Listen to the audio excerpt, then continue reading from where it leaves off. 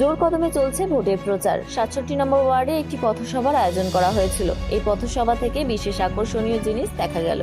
CPIM এর একজন youngest leader, যিনি ডিওয়াইএফআই এর তিলজালা তপসিয়া লোকাল কমিটির লোকাল সেক্রেটারি এবং মাইনরিটি স্পিকার সাকিব, আজকে নিজের সমর্থকদের এবং নেতাকর্মীদের নিয়ে 67 নম্বর ওয়ার্ডে কসবা বিধানসভা কেন্দ্রের প্রার্থী জাবেদ আহমেদ খানের হাত দিয়ে তৃণমূলের পতাকা নিয়ে তৃণমূল কংগ্রেসের যোগদান করলেন।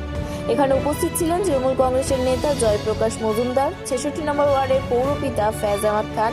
ওনাদের একটাই উদ্দেশ্য, উন্নয়নের সাথে যুক্ত থাকা। একজন যুব নেতাকে পেয়ে এই ওয়ার্ডে তৃণমূলের উচ্ছ্বাস দেখা যায়।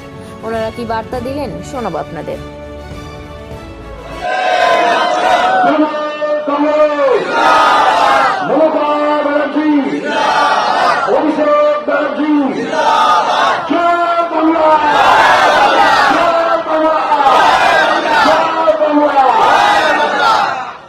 আমাদের সাকিব ভাই আজ থেকে তৃণমূল কংগ্রেস পরিবারের সঙ্গে যুক্ত হলেন।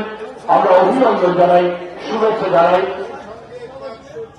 ওর সঙ্গে সাকিব ভাইয়ের সঙ্গে অনেকের